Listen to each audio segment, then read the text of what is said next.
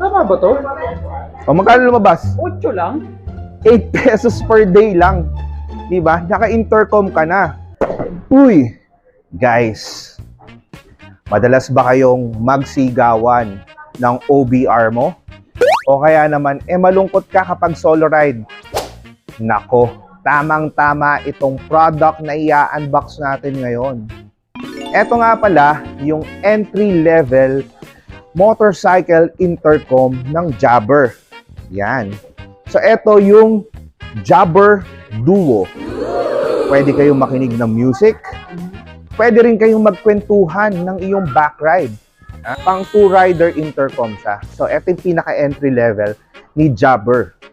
Okay. So, may backride ka or dalawa lang kayo nag-ride or kapag nagsisolo ride ka, ito ang perfect sa'yo. At kung medyo budget conscious ka, pwede na to. Siyempre guys, ano ba ang meron dito sa box na to? Buksan natin. So, ito yung kanyang box. Kulay itim. Lagay, motorcycle, two riders intercom. So, yan sa box. Kita natin. Nandito yung kanyang user guide na hindi naman natin binabasa. Ito mismo yung unit. Ganda, no? Oh, ha? Ang kulay lang ba ito, boss? Isang kulay lang, black, para classic na classic. Diba? Tapos dito naman, sampa natin. Yun, no? Lagyan natin dito. Nandito yung kanyang mga accessories like the gooseneck mic, charging cable, at yung speaker. So, ilalagay mo lang yan. So, ito naman yung kanyang mounting clip. Ilalagay mo sa helmet mo, di ba kailangan yan. So, ito yung laman ng box. Okay. Palang Jabber Duo intercom na to ay meron siyang Qualcomm chipset at Bluetooth 5.0. Ano ibig sabihin nun? Ang ibig sabihin nun, mas stable ang connection. Hindi basta-basta bibitaw, katulad ng ex nyo, na basta na lang bumitaw. So, mas maganda ang connection nitong Jabber Duo. Yan, oh. Ito pa yung malupit, Kaaro. Ano? Ito lang naman, di ba nag-uulan ngayon? Oh, Kung concern nyo, kung masisira yung inyong intercom, tama.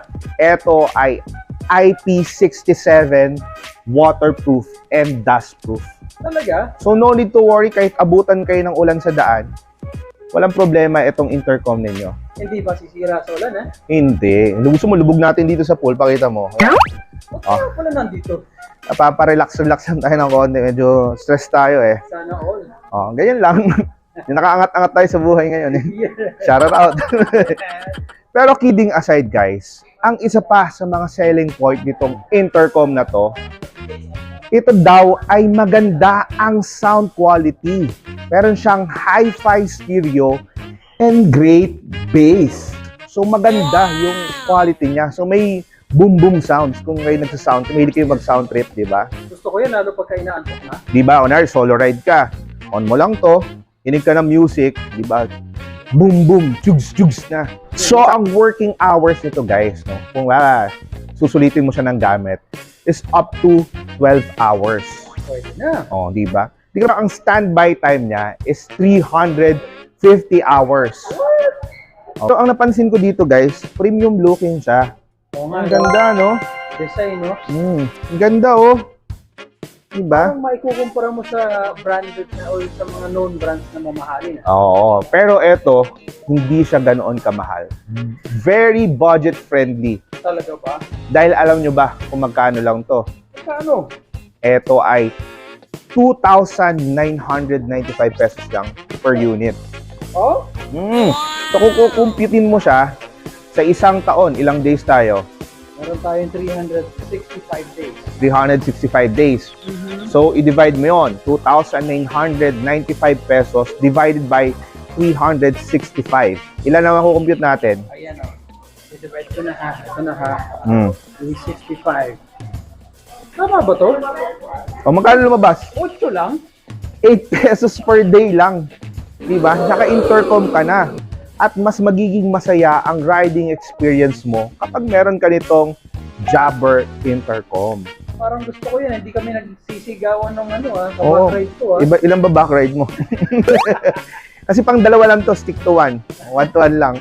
Available nga pala ito sa Lazada and Shopee. Ilalagay ko yung link sa comment section. Kaya naman, kung ready ka na to make your rides more fun, maging Jaberista na rin kayo. Excited na akong gamitin to. Ganda ng review nito sa Lazada Bakit? 4.9 Ang taas. ang stars. Grabe. Ang taas, no? Para sa sa product. 4.9. So guys, check nyo itong Jabber Duo ng Jabber. Yan. So paano? Magpapaano muna. Lulublog ko muna sa tubig to. Kung ano nga lang, kung ano to. Gaganon ko para makita nyo waterproof pero isalamin Isalamin. So paano? Hanggang dito na lang muna. I'll see you on the next one. Bye-bye!